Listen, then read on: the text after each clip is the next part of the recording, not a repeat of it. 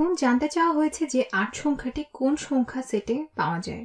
তো আমরা বিভিন্ন সময় সংখ্যাটির বিভিন্ন সেট নিয়ে কথা বলি, এখানে মূলত সেই সেটগুলো নিয়েই বলা হচ্ছে।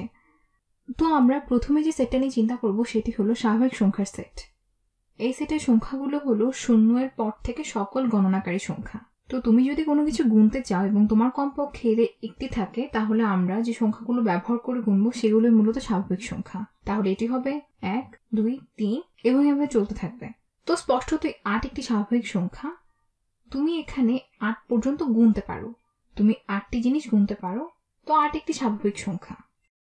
এরপর যেটি নিয়ে আমরা বলবো, এসো সম্পূর্ণ সংখ্যা বিবেচনা করি।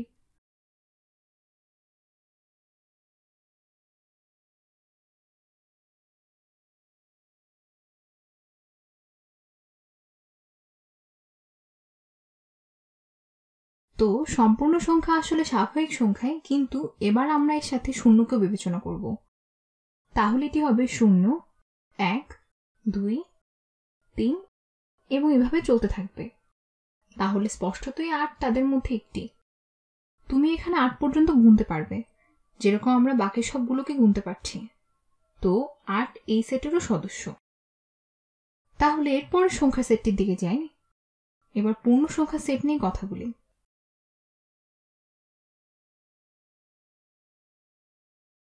এই সেটের সদস্য হলো সব পূর্ণ সংখ্যাগুলো, অর্থাৎ এখানে ঋণাত্মক সব সংখ্যাগুলো থাকবে, যেমন -3, -2, -1, 0, 1, 2, 3 এবং তারপর আমরা এভাবে আগাতে থাকবো। এখন স্বাভাবিকভাবে এটির মধ্যে 8ও পড়ে, তুমি 8 পর্যন্ত গুনে দেখতে পারো। তো এখানে টিক চিহ্ন দেই। সাধারণভাবে পূর্ণ সংখ্যার সেটের মধ্যে ধনাত্মক ঋণাত্মক উভয় সংখ্যাই থাকে এবং শূন্যও থাকে।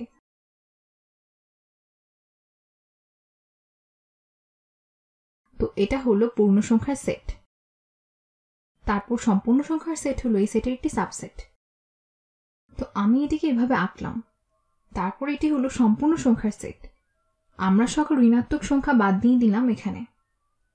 তো এগুলো হলো সব অঋণাত্মক সংখ্যা, আসলে অঋণাত্মক পূর্ণ সংখ্যা। তো এগুলো হলো সম্পূর্ণ সংখ্যা এবং এরপর স্বাভাবিক সংখ্যা হলো এর সাবসেট।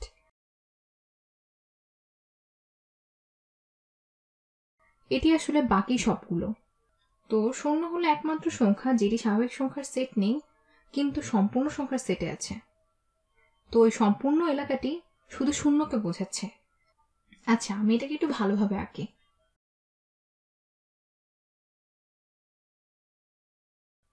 এই বৃত্তটি হলো সম্পূর্ণ সংখ্যা এবং এরপর আছে স্বাভাবিক সংখ্যার, যেটি এটির সাবসেট। তো 8 এদের প্রত্যেকের সদস্য। 8 আছে এখানে, তাহলে এটি স্বাভাবিক সংখ্যা, সম্পূর্ণ সংখ্যা এবং পূর্ণ সংখ্যার সদস্য। এবার আরো কয়েকটি সেট দেখি আমরা। এসো মূলদ সংখ্যা নিয়ে কথা বলি।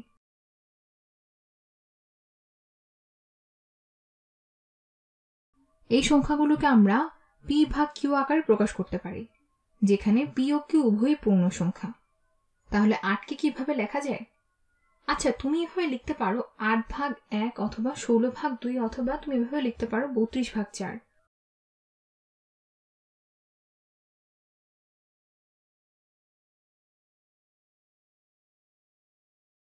তুমি অনেকগুলো p/q আকারে এখানে এটিকে প্রকাশ করতে পারো, যেখানে p ও q উভয়ই পূর্ণ সংখ্যা। তো এটি একটি অবশ্যই মূলদ সংখ্যার সেট এবং আসলে এখানে এই সবগুলোই মূলদ সংখ্যা। তো আমি আঁকি, তাহলে এই সবগুলোই মূলদ সংখ্যার সাবসেট। তাহলে 8 অবশ্যই এর একটি সদস্য হবে। তো এখানেও টিক দিই।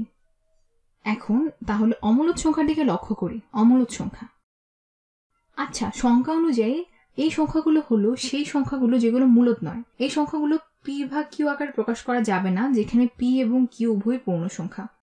তো যদি কোনো সংখ্যা মূলদ হয় সেটা অমূলদ হতে পারবে না, তাহলে 8 অমূলদ হতে পারবে না। অমূলদ সংখ্যা এখানে একটি পুরোপুরি ভিন্ন ধরনের সেট। তাহলে আমি এটিকে এভাবে আঁকছি। এখানে এই এলাকাটুকু, এটি হচ্ছে অমূলদ সংখ্যা। মূলদ অবশ্যই অমূলদ সংখ্যার সাবসেট নয়, তারা সম্পূর্ণ আলাদা। কোনো সংখ্যা এই দুটি সেটেরই সদস্য হতে পারে না। এবং অবশেষে চলো দেখি 8 কি বাস্তব সংখ্যার সদস্য কিনা। এখন বাস্তব সংখ্যা আসলে সবগুলোই। বাস্তব সংখ্যা মূলদ ও অমূলদ উভয় নিয়েই গঠিত। তাহলে এখানে সবগুলো মিলে বাস্তব সংখ্যা।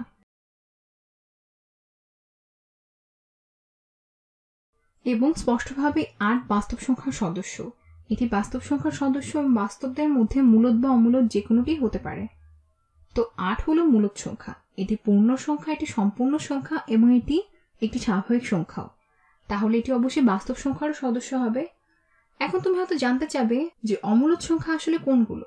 তোমার হয়তো মনে হতে পারে যে সব সংখ্যাকে এভাবে প্রকাশ করা যায়। তো অমূলদ সংখ্যার একটি উদাহরণ, সবচেয়ে বিখ্যাত উদাহরণ হলো পাই।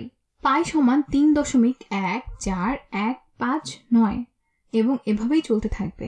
কিন্তু এটি কি কারণে অমূলদ হলো? তুমি এটিকে পূর্ণ সংখ্যা অনুপাত আকারে প্রকাশ করতে পারো না, যেটি তুমি মূলদ সংখ্যার ক্ষেত্রে করেছিলে, এবং অঙ্কগুলো পুনরাবৃত্তি হয় না।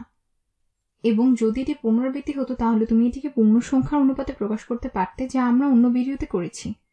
এটি পুনরাবৃত্তি হয় না এবং এটি অসীম। তুমি ডানের দশমিকের পরের ঘরগুলো শেষ করতে পারবে না।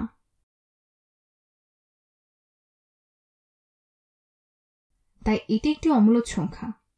তাহলে পাই এখানে অমূলদ সংখ্যার সেটের সদস্য। আশা করি তুমি বুঝতে পারছো।